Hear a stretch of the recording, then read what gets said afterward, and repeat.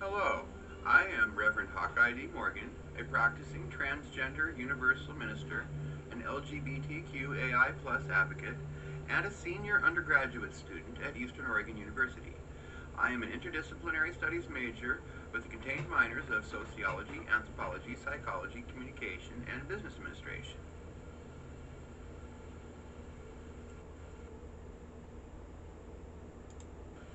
In the following slides, I will examine Crazy Ex-Girlfriend, a TV sitcom created by Rachel Bloom and Aline Brosh McKenna. Crazy Ex-Girlfriend is a situational tragic comedy that has been a mainstream attraction on TV viewing platforms recently. It challenges cultural and social perceived norms and challenges the audience to view life and relationships through a more diverse lens.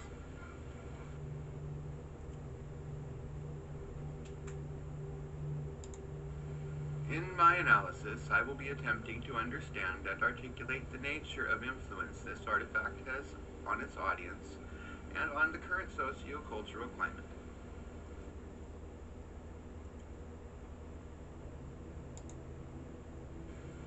I will be examining the artifact and its effect on its audience and the greater socio-cultural climate using the analytical lenses of feminism, queer theory, and apparatus theory.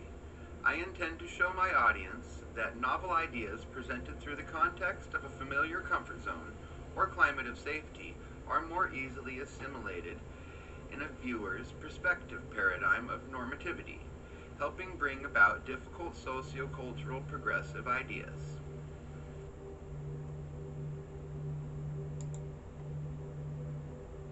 Queer theory is an interdisciplinary perspective seeking to disrupt socially constructed paradigms of sexuality. Essentially, queer theorists aim to alleviate the primacy of the binary perspective of human sexuality. They also hope to instead show society the continuum of identity and sexuality, and that there are unlimited possibilities for self-identification on a continuum.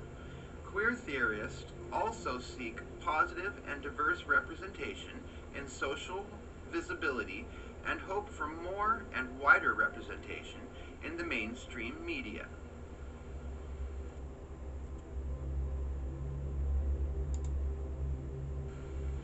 Queer theory perspectives apply to Crazy Ex-Girlfriend because the main characters and main plot line of the show continuously challenge perceived norms of adult human relationships, intimacy, and sexuality. Through the progression of the seasons of the series, the plot line shines brightly on multitudinous societal issues, including but not limited to bisexuality, queer parenting, craziness in love, love as craziness, love quadrangles, which they have a song for, multiple subcultures of human sexuality, which they have multiple songs for, marriage, infidelity, and friendship. At every turn, the creators work to get their audience woke.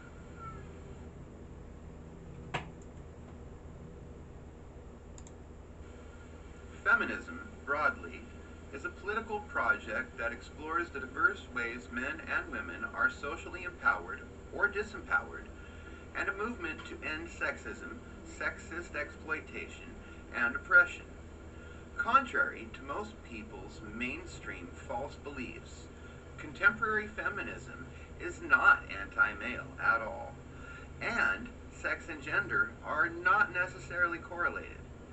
Modern feminists simply hope for an egalitarian socio-cultural environment that uplifts and celebrates all persons because of their unique diversities, rather than in spite of them.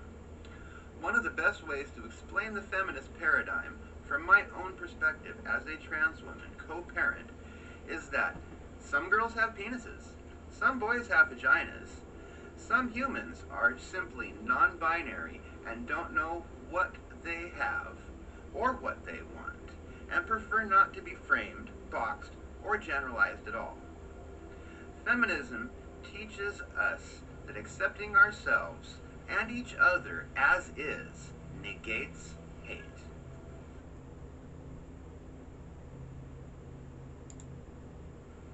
I I think the best way the creators of Crazy Ex-Girlfriend use feminist paradigms to their advantage is by making one of the main lead characters a bisexual law partner, Daryl Whitefeather, played by Pete Gardner, who is constantly in the process of self-discovery throughout the entire plotline. He experiences many of the conventional attitudes, social roles, interpersonal problems, and worries that are usually stereotyped upon women in our society. In playing the vulnerable role, his character helps bring about a feminist sort of balance throughout the constant social turmoil of the plotline.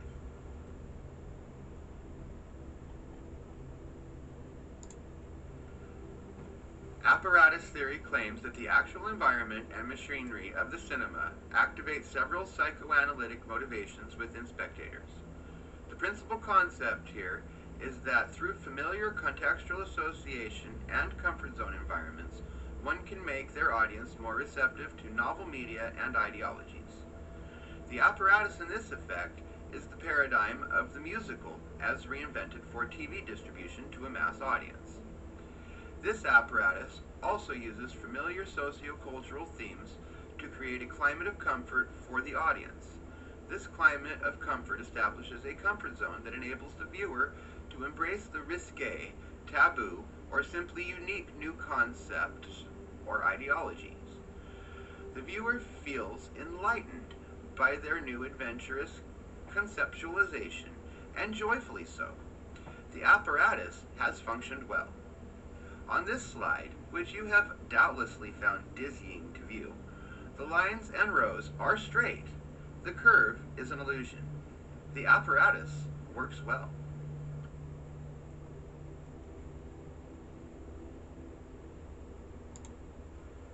Apparatus theory applies to Crazy Ex-Girlfriend in many ways, though I will focus on the theater paradigm as it is directly related to this artifact and also to the original theatrical conceptualization of apparatus theory.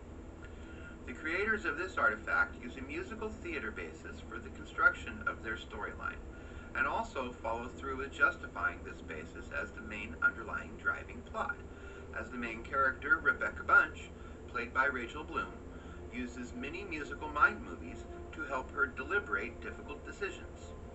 This fact is explicitly stated among the final episodes, giving the audience an insight into the intended theatrical musical connection. Many of us, especially thanks to modern animation, have spent the majority of our lives engrossed in the saturation of exposure to the musical theater, even without necessarily realizing it consciously. As a result of this social saturation, the paradigm of the musical theater employed in Crazy Ex-Girlfriend hooks us in our climate of comfort easily, building a familiar comfort zone that brings us to find ourselves singing and dancing along with the catchy songs long after the viewing experience is over. Thus, the apparatus works well, softening our perspectives so as to allow for the easier assimilation of the new and novel knowledge while we sing the songs we just heard in the shower.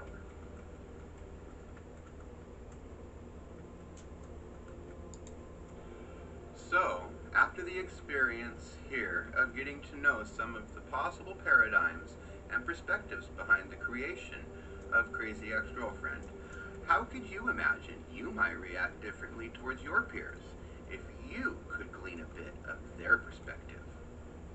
I, for one, have noticed that sharing in the experience of viewing the series in its entirety, even as a trans woman co-parent, I feel like I have a more diverse and complete understanding that there are infinitely many personalities out there, and that the joy is in getting to know them without discriminations or isms.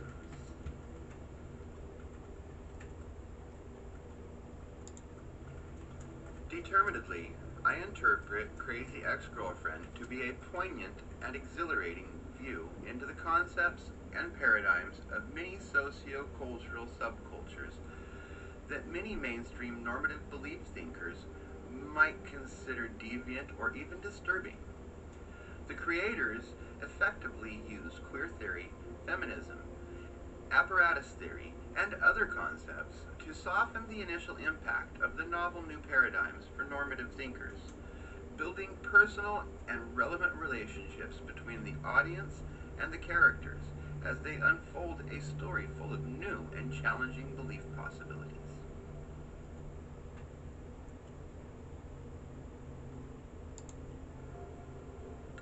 Oh yeah, this is my reference song.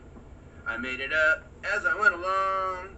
I thought you'd like to hear it while you read, but you might want to just change the slide instead. It goes along with the theme because it's music and it's only a little extreme.